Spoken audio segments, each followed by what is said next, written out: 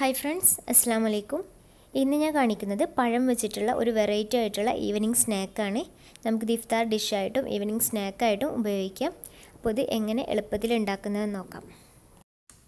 ആദ്യം നമുക്ക് banana filling തയ്യാറാക്കണം. അപ്പോൾ അതിനു വേണ്ടി ഒരു പാൻ വെച്ചിട്ടുണ്ട്. അതിലേക്ക് ഒരു ടേബിൾ സ്പൂൺ നെയ്യ് ഒഴിച്ചു കൊടുത്തിട്ടുണ്ട്. ഇനി ഇതിലേക്ക് കുറച്ച് ചോപ്പ് ചെയ്ത അണ്ടിപ്പരിപ്പ് ചേർക്കുകയാണ്. കുറച്ച് മുന്തിരിയും ചേർത്തിട്ടുണ്ട്. ഇനി ഇതൊന്ന് റോസ്റ്റ് ചെയ്തെടുക്കാം.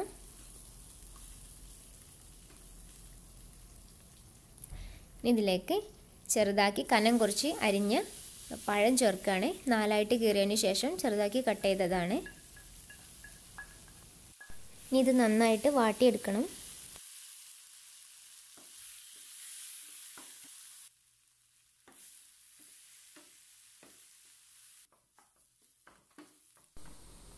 അപ്പോൾ നമ്മുടെ പഴം ഇവിടെ റെഡി ആയിട്ടുണ്ട്. ഇനി ഈ ടൈമിൽ നമുക്കിതിലേക്ക് കുറച്ച് തേങ്ങ ചിരവിയത് ചേർത്ത് കൊടുക്കാം. ഇപ്പോൾ ഒരു അരക്കപ്പിൻ്റെ അടുത്ത് തേങ്ങ ചേർത്ത് കൊടുത്തിട്ടുണ്ട്.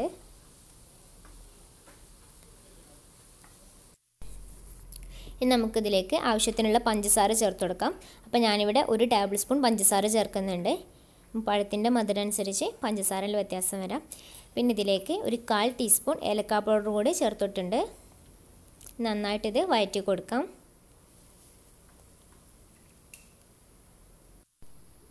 ഇപ്പോൾ നമ്മുടെ ഫില്ലിംഗ് ഇവിടെ റെഡി ആയിട്ടുണ്ട്. നമുക്ക് ഫ്ലെയിം ഓഫ് ചെയ്യാം.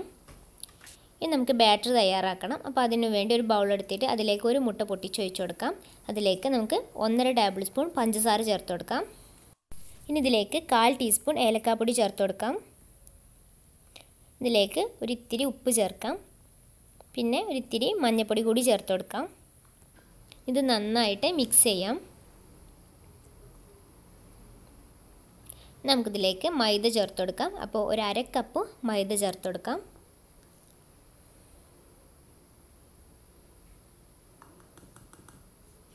പാൻ കേക്ക് പോലെ ചുട്ടെടുക്കണം. അതിന് വേണ്ടിയിട്ടുള്ള ബാറ്ററാണ്. അപ്പോൾ കുറച്ച് ലൂസായിട്ടുള്ള ഒരു ബാറ്റർ തയ്യാറാക്കുക. നമുക്ക് കുറച്ച് ആവശ്യത്തിന് വെള്ളം കൂടി ഒഴിച്ചിട്ട് ഒരു ലൂസാക്കി എടുക്കാം.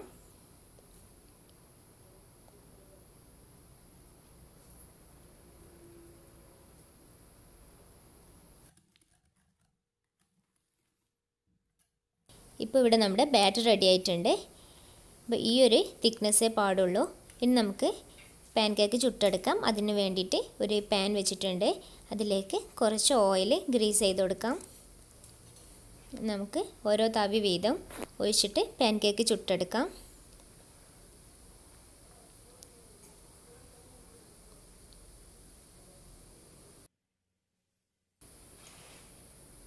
കുറച്ച് നേരം ഒന്ന് അടച്ചു വേവിച്ചെടുക്കാം. ഇനി ഇതൊന്ന് തിരിച്ചിട്ടതിന് ശേഷം ഒന്ന് പ്രസ് ചെയ്ത് കൊടുക്കാം. പെട്ടെന്ന് തന്നെ നമുക്ക് പാനിൽ നിന്ന് മാറ്റാം.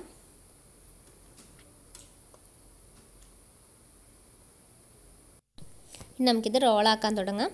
അപ്പോൾ ഇതിൻ്റെ നടുവിലായിട്ട് 2 ടേബിൾ സ്പൂൺ ഫില്ലിങ് വെച്ച് കൊടുക്കാം. ഇനി ഇത് ഈ ഒരു രീതിയിൽ നമുക്കിത് റോൾ ചെയ്തെടുക്കാം.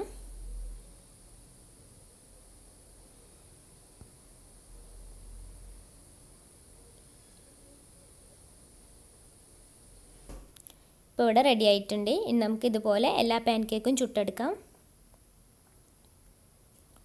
ഓരോ പാൻ കേക്കും ചുടുന്നതിനനുസരിച്ച് തന്നെ നമ്മൾ റോൾ ചെയ്തെടുക്കണം. ആ ചൂടോടെ തന്നെ വേണം റോളാക്കാൻ.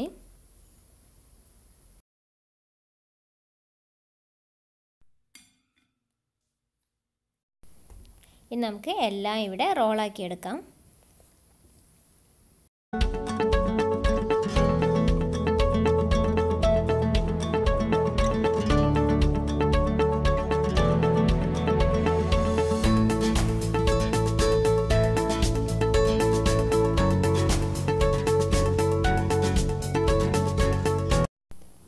അപ്പോൾ ഇവിടെ നമ്മുടെ എല്ലാ ബനാന റോളും റെഡി ആയിട്ടുണ്ട്. ഇനി നമുക്കിതൊന്ന് ടോസ്റ്റ് ചെയ്തെടുക്കണം. അപ്പോൾ അതിന് വേണ്ടിയിട്ട് ഒരു പ്ലേറ്റിലോട്ട് ഒരു മുട്ട പൊട്ടിച്ചൊഴിച്ചിട്ടുണ്ട്. ഇതിലേക്ക് കുറച്ച് പാലൊഴിക്കുകയാണ്. അപ്പോൾ ഈ ഒരു സ്റ്റെപ്പ് ഓപ്ഷണലാണ്. ഇതുപോലെ തന്നെ അങ്ങ് കഴിച്ചാലും ടേസ്റ്റാണ്. പിന്നെ ഇതിലേക്ക് ഒരു ടേബിൾ സ്പൂൺ പഞ്ചസാര ചേർത്ത് കൊടുക്കാം. അപ്പോൾ നമ്മുടെ എഗ് മിക്സ് റെഡി ആയിട്ടുണ്ട്. നമുക്ക് പാൻ എടുത്തിട്ട് അതിലേക്ക് 1 ടേബിൾ സ്പൂൺ നെയ്യ് ഒഴിച്ചു കൊടുക്കാം.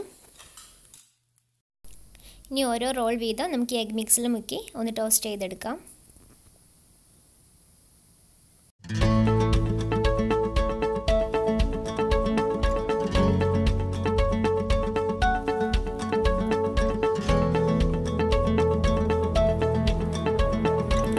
ഒരു സൈഡ് ഒന്ന് പൊരിഞ്ഞു വന്നാൽ നമുക്കിത് തിരിച്ചിട്ട് കൊടുക്കാം.